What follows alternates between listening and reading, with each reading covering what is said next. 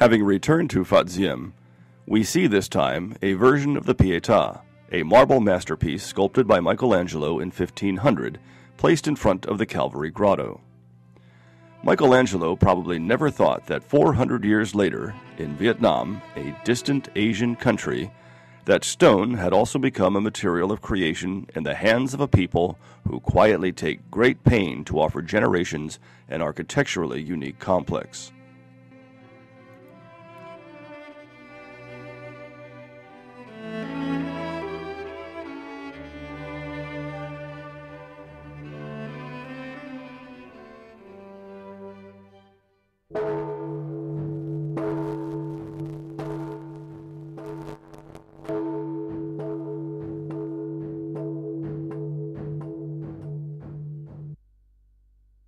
Trước đây thì có nhiều lần tôi cũng đã đến Phat Diem và tôi cũng có một cái ấn tượng mạnh về các cái kiến trúc và những cái điêu khắc bằng đá ở khu nhà thờ này.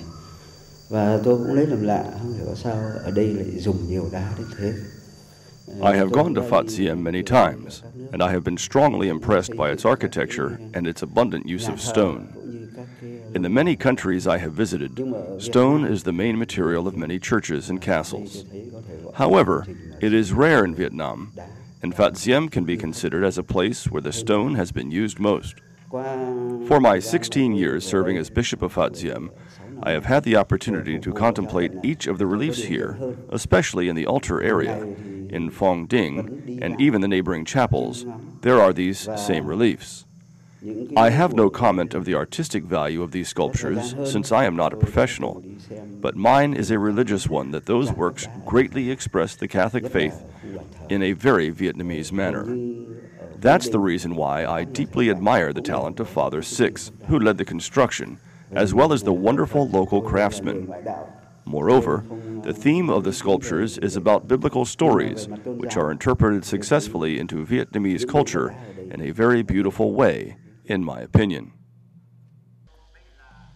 The architectural complex of Phat Diem Cathedral has been attracting more and more people, both believers and non-believers, along with artists and researchers from different areas and countries.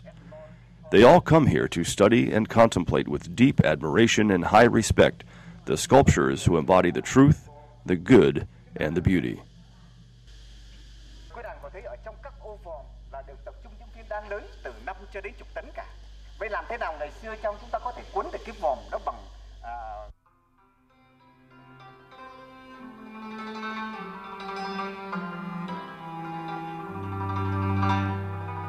The stone has been chosen purposely to build these architectural monuments at this site. Perhaps the artisans of the time had more will.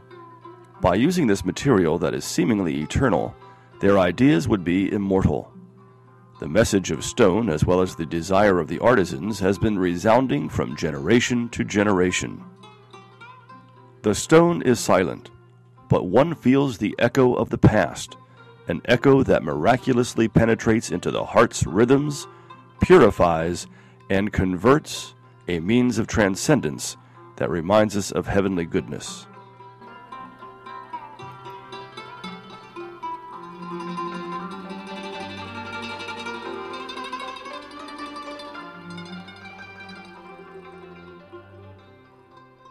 This painter has been tied to the architecture of the cathedral for many years. He is a great connoisseur of not only values, but also the colors and landscapes of the work.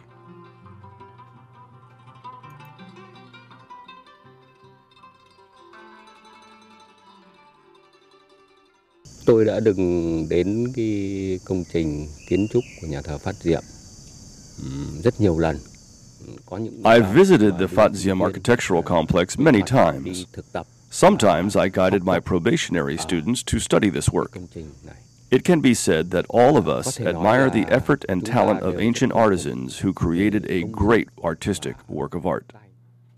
Tôi thấy rằng là nhà thờ đá Phat Diem chỉ cách Hà Nội có hơn 100 cây số. I regret to have had the opportunity to study and appreciate the beauty of this masterpiece only in recent years, though Phat Diem Cathedral is about 100 kilometers from Hanoi. This is the first time I have visited the cathedral. What impressed me most is its stone architecture. Some people in our group have already come here, but the majority are coming for the first time. Bác thì lần đầu tiên ở trong phương Nam lần đầu tiên đi viếng thăm cái nhà thờ đá mà từ lâu đã nghe nổi tiếng mà mình chưa được thấy. This is my first visit to the cathedral, whose reputation I've known for a long time. My interests are what it is made of, its architecture, as well as how the ancient artisans assembled large stone blocks into a church so that it could stand for more than 100 years.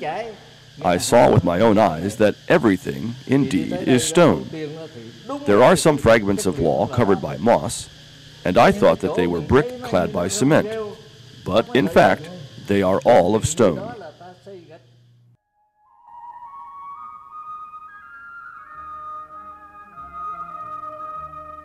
Phat Diem is located in the midst of a region dominated by endless mountain ranges where there are the most well-known stone carving villages of Vietnam.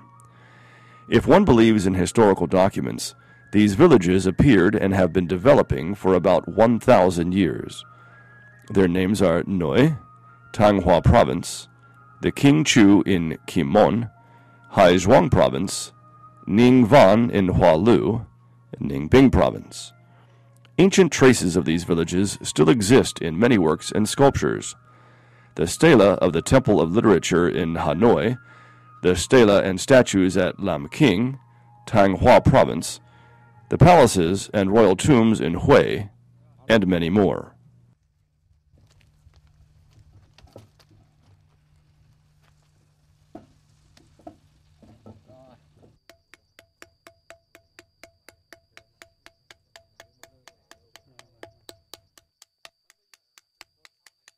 Chạm khắc đá. Ông tôi thì là ông Bùi Văn Uyển. Nếu mà tính tuổi đến năm nay thì báo cáo với các anh là cũng vào khoảng 170 năm gì đó. Vì ông tôi thực hiện ở dưới đó. My grandfather, Bùi Văn Uyển, who would be about 170 years old now, worked to build the Phat Diem Cathedral. The work finished about 120 years ago, right? My grandfather was a 25 or 27-year-old and had really good qualifications at that time when Father Six asked him to come and gave him a huge amount of work. You know, they built the cathedral for 20 years, and it took several hundreds of sculptors. To my knowledge, there were several groups. One of them came from the same commune. Another group from the village of Noi, Thanh Hoa Province, whose leader, as far as I know, was called Duc, or Mr. Ka Duc.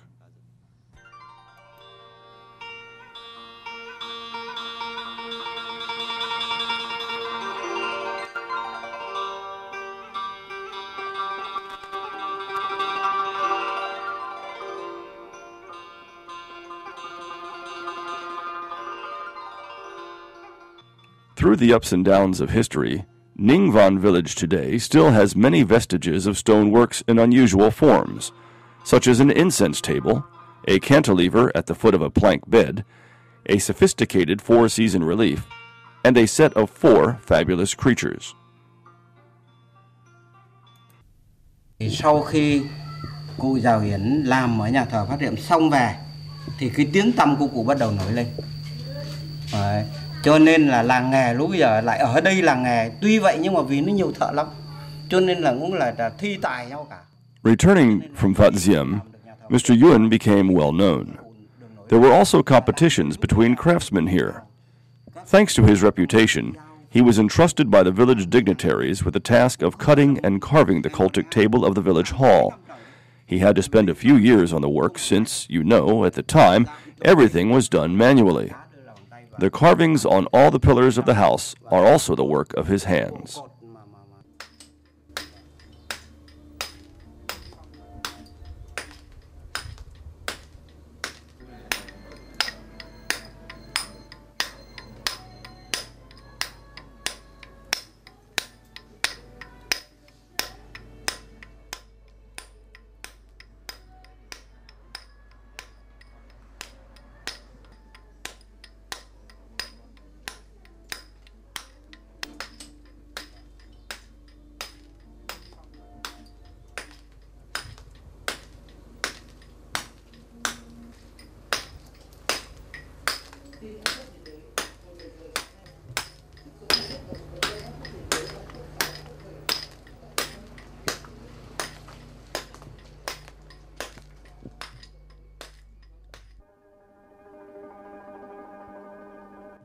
It is difficult to compare Phat Diem to the masterpieces of Angkor Wat or the stone wonders in Egypt, Greece, or Rome, which were built during centuries with the financial and human resources of an entire country or empire.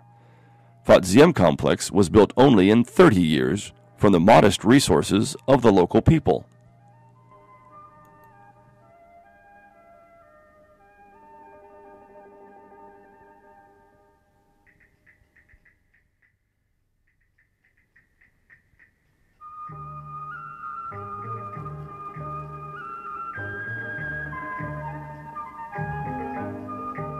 It is by their faith and strong desire that the workers were able, by simple and rudimentary tools, to extract and transport thousands of tons of stone from the mountains Vuk, Nhoi, Am, and Tianzong, about 50 miles from Phat Diem. They then sculpted and put them together in a magnificent building on a land covered at that time by mangrove swamps. More than a century has passed, and we seem to hear day and night the striking sound of hammer and scissors of the sculptors who were determined to build a marvelous architectural complex. As a researcher has noted, Phat Diem Cathedral can be considered as a quintessence of the stone sculpture in Vietnam.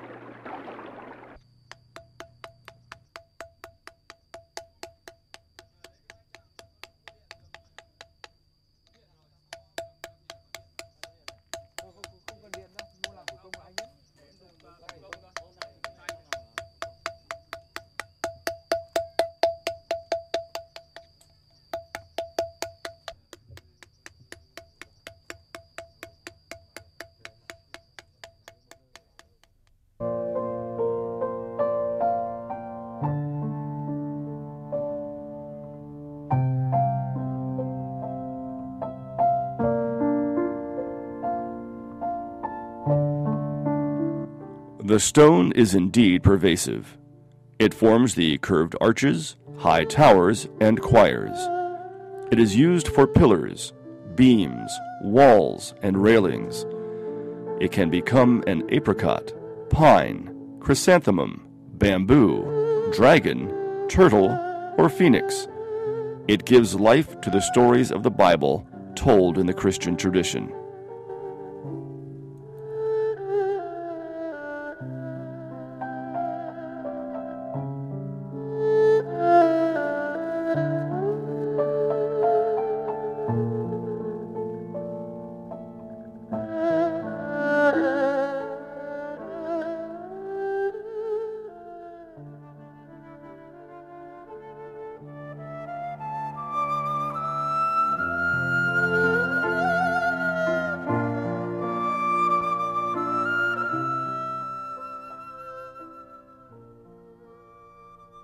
Slow down on these apparently silent boards and stone steps and listen to the echo of the stone from all sides of these unique structures.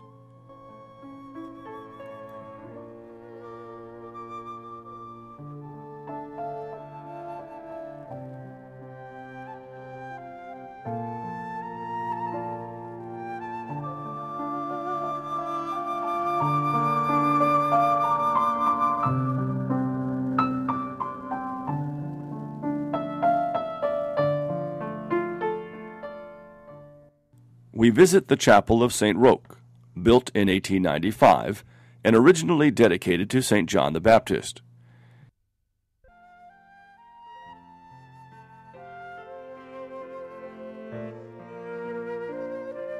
It is principally made of jackfruit wood, a material that is used to construct objects of worship in the Vietnamese tradition.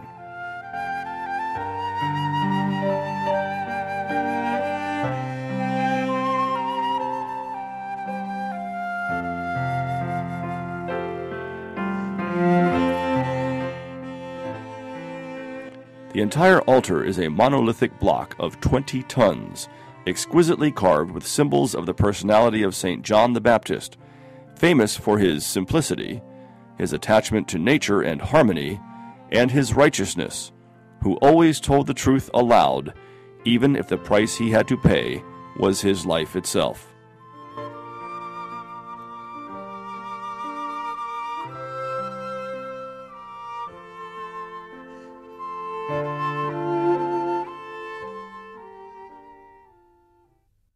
The Chapel of the Sacred Heart of Jesus, completed in 1889, is in a very different style. It is built entirely of ironwood and ingeniously carved.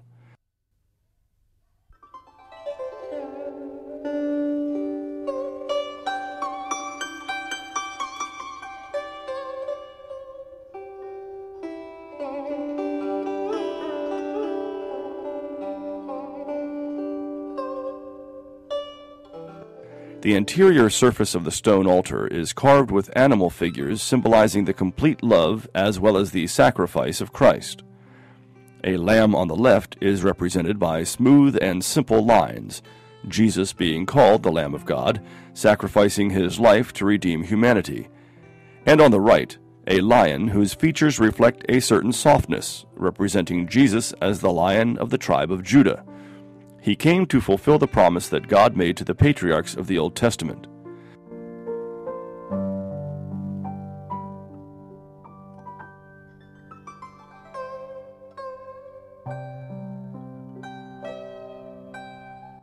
In the middle of the altar is a pelican feeding her young with her own flesh and blood. It is significant because it represents Christ's sacrifice because of his love for all humanity. And this image also evokes the words of the Holy Bible, comparing with the love of God to that of a hen that gathers her chicks under her wings.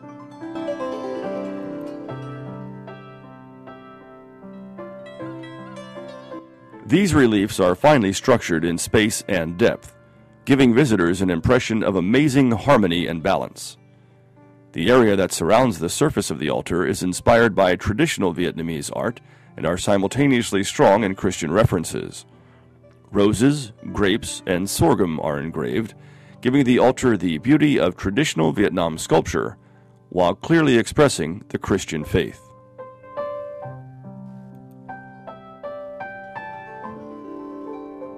Above the altar, a stone canopy with a curved door in the middle of the base contains a statue of the Sacred Heart of Jesus.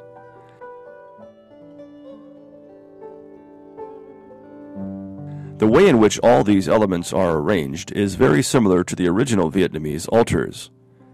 The canopy is inscribed with Chinese characters.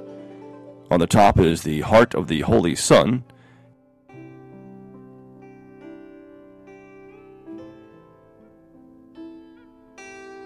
and on the right is The Lord is the Origin of Religion.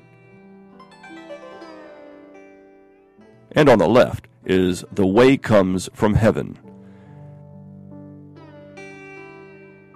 This is a Confucian way to express Christian idea about God as the origin of all teaching and religion.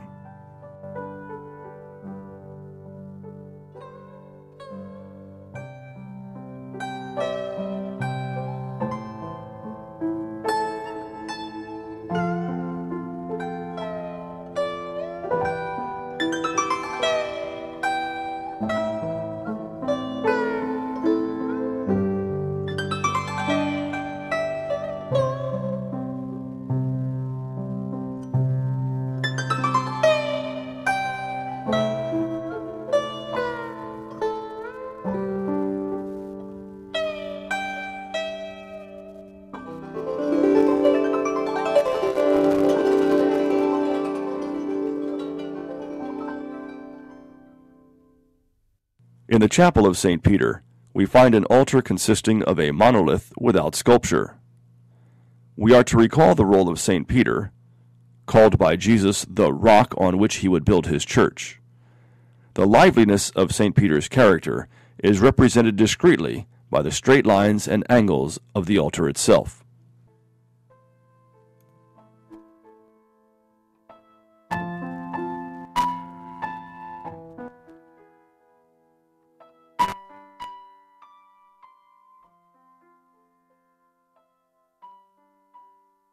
Inside the chapel, the visitor can admire 12 high reliefs representing the 12 apostles that are, on the east side, St. Peter, St. James the Major, St. John, St. James the Minor, St. Bartholomew, and St. Simon. On the west side are St. Andrew, St. Thomas, St. Philip, St. Matthew, St. Jude, and St. Matthias. On each of these reliefs are engraved a prayer in Vietnamese ancient sculpture with the name of one of the apostles, together with the name of one of the 12 churches in Phat Diem parish at that time. The artisans have attempted to describe, in a very clever and very Vietnamese way, the personality of each of the 12 apostles through their faces with the Vietnamese full traits and clothes with Vietnamese characteristics. These sculptures are at the same time combinations of popular carving techniques and Western art, making these 12 high-relief pieces both familiar and exotic. The 12 reliefs are supported by 36 stone balustrades. The artisans were skillful and creative in hiding each stone's defects. The pillars here have harmoniously well-carved forms and designs.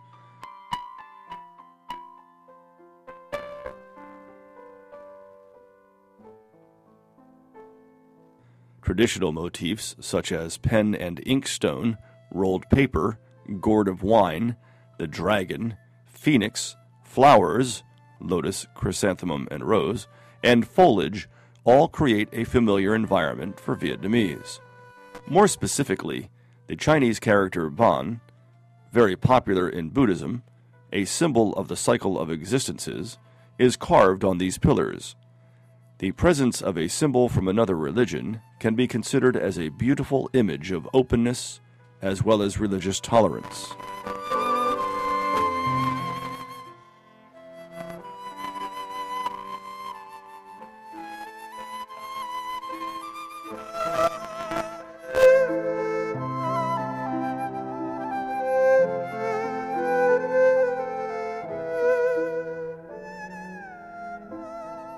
The Chapel of St. Joseph was built in the same year as the Chapel of St. Peter, in 1896, within a slightly different style. It is made mostly of ironwood, with lilies carefully carved in a stylized way by the artisans with an extremely sophisticated technique.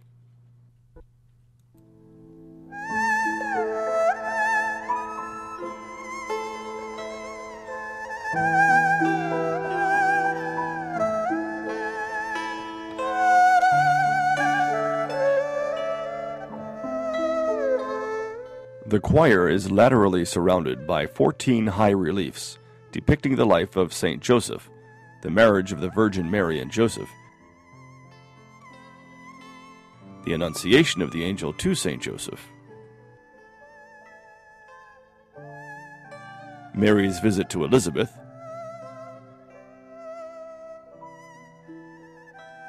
Mary and Joseph being refused in hotels,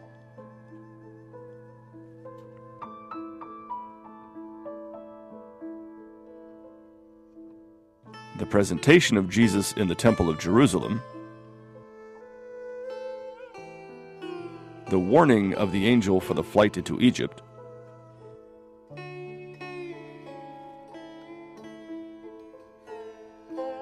the Holy Family in Egypt, a scene of the life of the Holy Family, Jesus doing his apprenticeship as a carpenter with St. Joseph,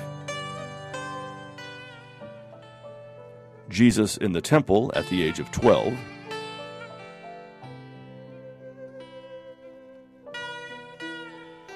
the death of St. Joseph, and St. Joseph as comforter of dying people. Each relief presents a different subject carved by talented artisans in a well-structured arrangement, which is a surprise to many contemporary sculptors. The reliefs are harmonious, sometimes deep, sometimes dense, sometimes separated, sometimes peaceful, and sometimes emphasizing rhythmically to help us understand the Bible stories that are depicted. Obviously, experts today must take off their hats to the talent of the artists who had overcome the obstacles they had to confront in the treatment of new and difficult topics 100 years ago.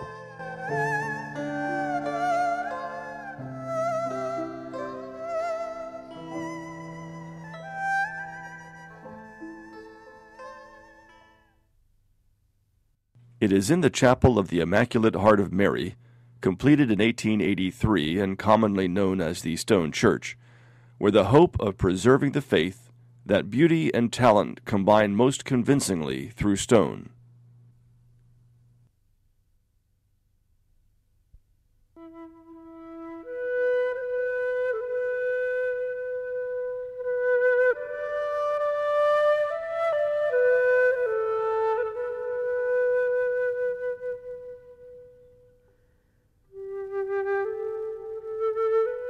At the facade, in the top of the central tower, is the statue of Our Lady, surrounded by a Vietnamese special altar with sentences in Chinese characters. Arranged vertically and horizontally, they are, at the top, Heart of the Holy Mother, right, Immaculate of the Original Sin, and left, Pray for Us. Together, this means, Immaculate Heart of Mary, pray for us. The tower is supported by a curved base that gives it solemnity and majesty.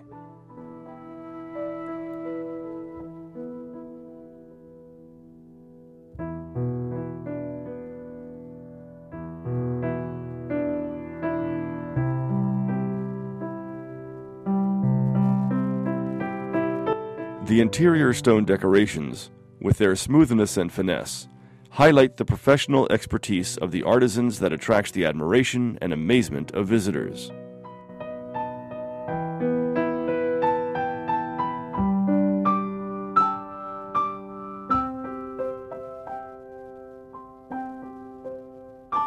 The anterior surface of the main altar is decorated with reliefs with fine and delicate features, praising the chastity of the Virgin Mary.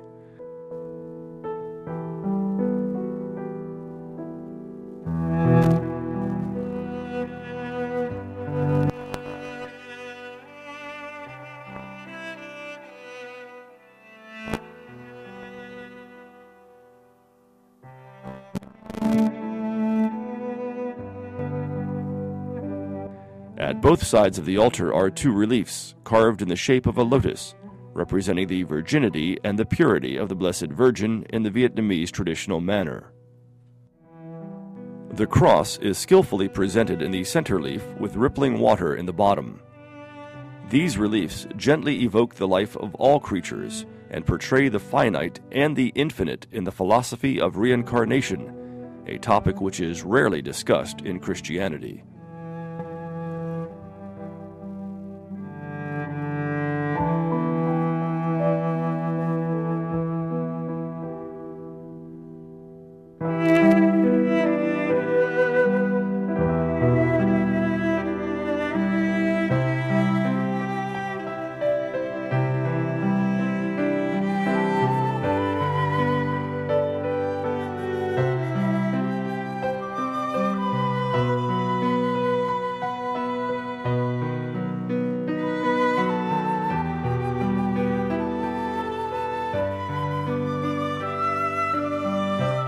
The sculptures on both sides of the choir depict the phoenix with its wings spread among beautiful clouds.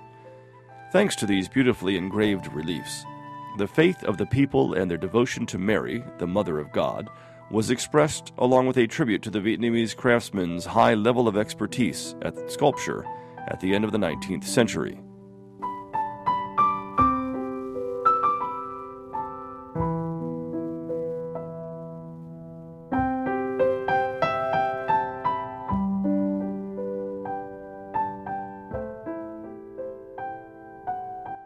The lower parts of the side walls of the chapel are also ornamented with similar bas-reliefs. Each of them has the outer face representing a lion with a tender and serene face, and on the opposite, a heart with a yin-yang symbol in the middle, noting the origin of the universe and the existence of creatures according to the Eastern perspective. Inside the chapel are 4 bas-reliefs carved on panels of limestone of the 4 most valuable trees in Vietnam: apricot, bamboo, chrysanthemum, and pine tree. Each tree is known for its graceful character. The apricot tree blooms in early spring and can withstand the cold of winter. The bamboo tree is righteous and always grows straight, symbolizing integrity. The chrysanthemum bravely defies nature, remaining green even in the coldest weather. The pine proudly stands tall in the winter winds. With internal harmony and balanced structure, sometimes accented, sometimes soft, these reliefs bring out the characteristics of each plant. By placing these panels in the most solemn positions of the chapel, it seems that the artists desired to make an unspoken and implicit comparison between the honorable and righteous man according to both Oriental culture and the biblical perspective with that of the design. We now leave the Chapel of the Immaculate Heart of Mary to visit another monument built in 1899, Phat Diem.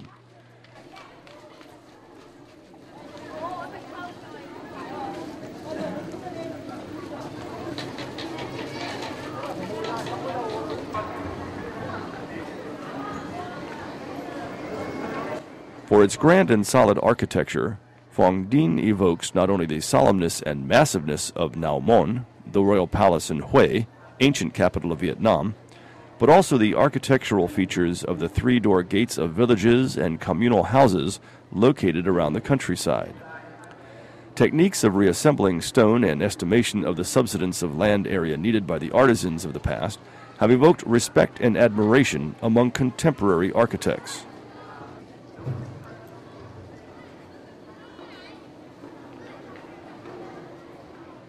The name of Phat Diem in Latin is Capella in Coena Domini, which means the Chapel of the Lord's Supper. That is why the high reliefs carved on its walls present various stages of the life of Jesus.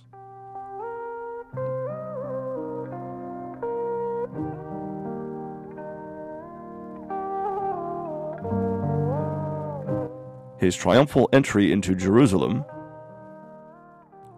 the Last Supper, washing the apostles' feet, praying in the Garden of Gethsemane,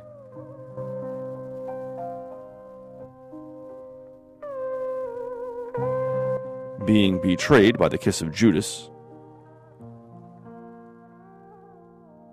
being led to Caiaphas and then to Herod,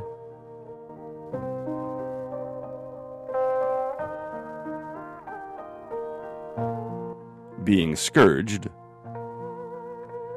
being condemned to wear the crown of thorns,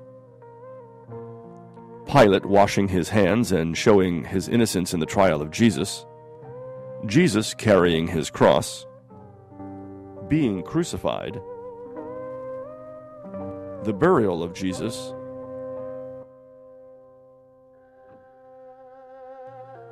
his appearances after the resurrection,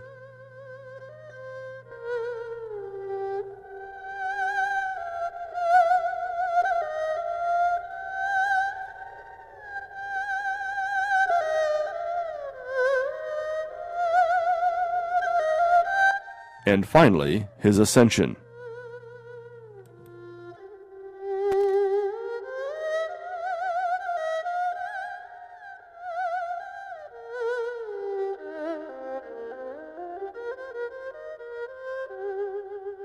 The interior of Phat Diem is also decorated with high reliefs of saints.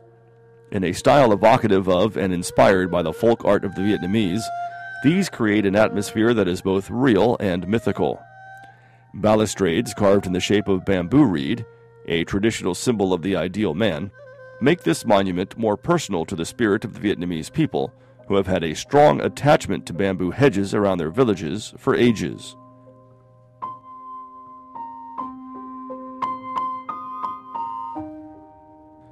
Domes, firmly and skillfully constructed at the Phat Diem, represent not only the sky or heaven, but also create a light feeling as well that guarantees a grounding for the monument.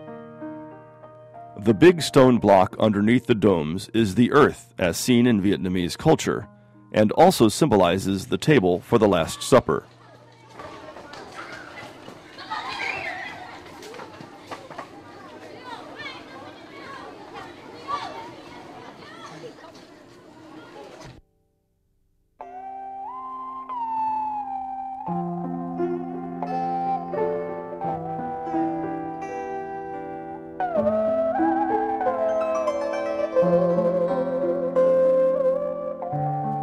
Now, after enjoying this veritable chorus of stone, we visit the heart of the complex, the Cathedral of Phat Diem. In the choir of the cathedral, we see two small altars finely and intricately sculpted in stone, one at the east and the other at the west.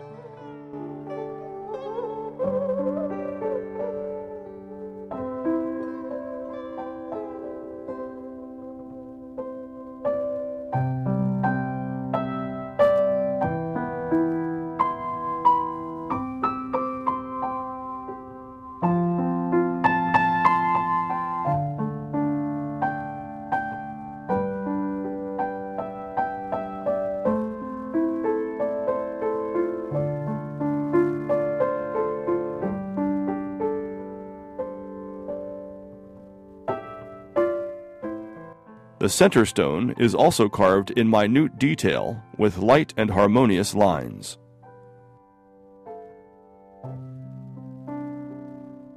The choir's sides are bounded by stone balustrades supporting high reliefs of the 14 stations of the cross.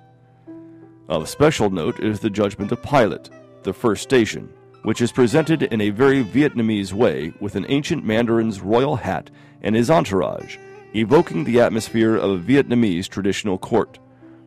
These high reliefs, whose style is a mixture of Vietnamese popular sculpture and Western realistic art, successfully depict the sacrifice of Jesus Christ.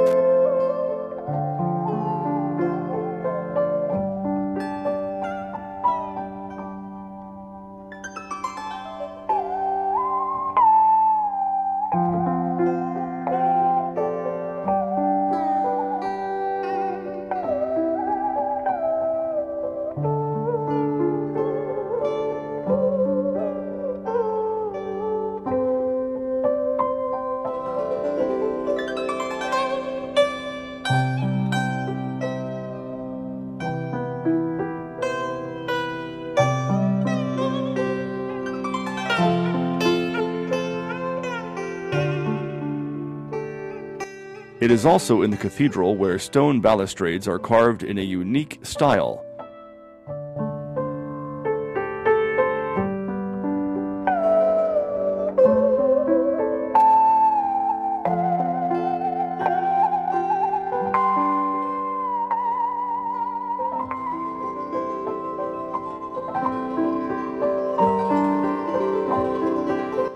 Also, holy water fonts are sculpted in the form of a heart surrounded by 7 lotus flowers. All of these are carefully worked and carry profound religious and cultural connotations.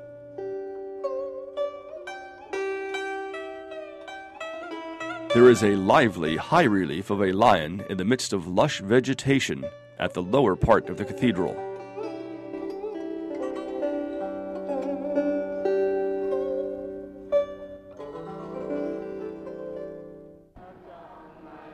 Indeed, it is in the cathedral where the Vietnamese identity, spirit, and character have been most successfully presented, making it deserving as the heart of the Phat Diem complex. Its design reflects a perfect and harmonious blend of traditional Vietnamese architecture and the patterns of Western Gothic architecture.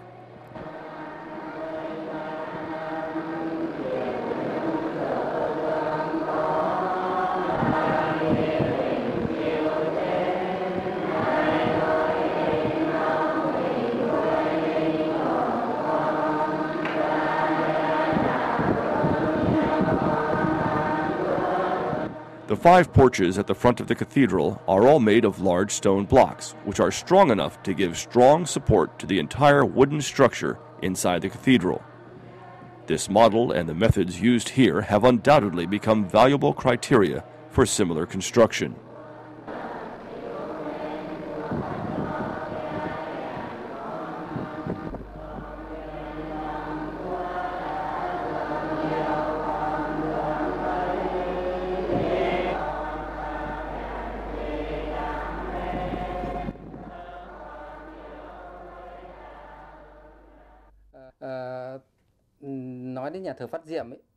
When we talk about Phat Diem, we immediately think of a stone church.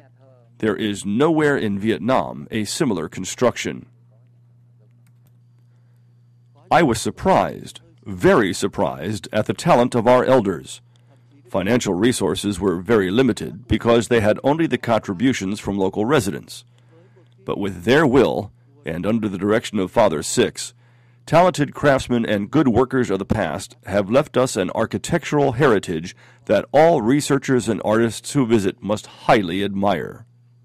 Most of the time, we are interested in the volume of work, in the grandiosity of the monuments, as well as in the way those huge stone blocks were manually transported here from Thanh Hoa, Ninh Binh. But what interests me most is the artistic aspects, especially stone carving. To build the cathedral and chapels, stone carvers of the past had to solve several technical problems. First, they had to find the stones which were old enough to prevent them from being broken. The second problem is the transportation. The stone is not like wood, which can be drawn by buffaloes or float on the water, but they had to use large rafts with very careful technical transportation, because a broken stone could no longer serve for anything. I was very impressed with the way the stone was sawn and polished, and the large amount of stone sculptures representing lotus, chrysanthemums, dragons, etc. I am very surprised because at that time there was neither boring nor mechanical handsaw, and we had to do everything by hand. So how long and how many sculptors he had in order to complete these magnificent monuments? And in this lower floor, I saw the arches in the shape of a crescent moon. To build them, the stones must be cut into curved shape. Construction techniques of flat floors have nothing to do with respect to the difficulties in order to build a vault. How have our craftsmen to achieve these curves when they had to build them only by hand? It's amazing. It's amazing. The techniques of wooden sculpture has nothing to do with the techniques of stone carving. With wooden ones, all they had to do was to make them square and then to turn into a round shape. Moreover, when working on wood, we can move, rotate in one direction or another. With stone, the sculptor has to turn around. So it's much more complicated if we want to ensure that the curves are regular. We have to mention also the work of conservation of these monuments, which remain upright today. I'd like to emphasize the role of Father Six successors, who did everything to save and restore this valuable architectural work. I recently had an article titled The Cathedral of Phat Diem, The Songs of the Rock, published in the magazine of the Vietnam Association of Fine Arts. I have expressed my feelings, my admiration, and my deep impression on these sites, these architectural constructions, these artistic works. These are truly masterpieces of stone, extraordinary results of unmatched talent of the craftsmen. I am convinced that one day this architectural complex will be eventually recognized as a cultural heritage of humanity.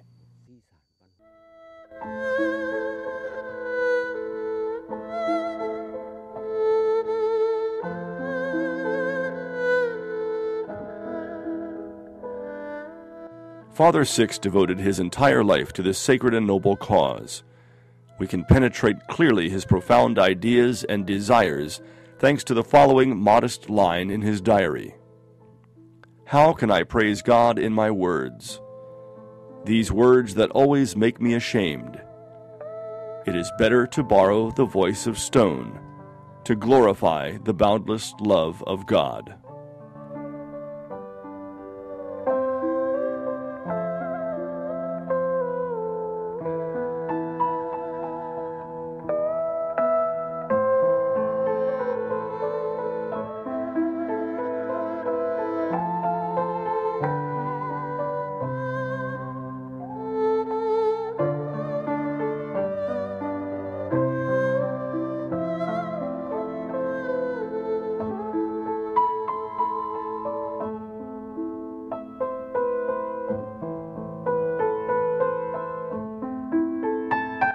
Indeed, Father Six's wishes were carried out.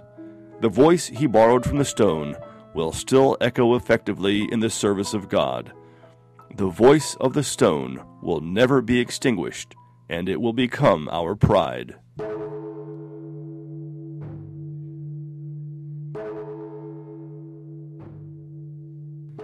The sunset is falling, and the sounds of the bell tower vibrate in the holy atmosphere.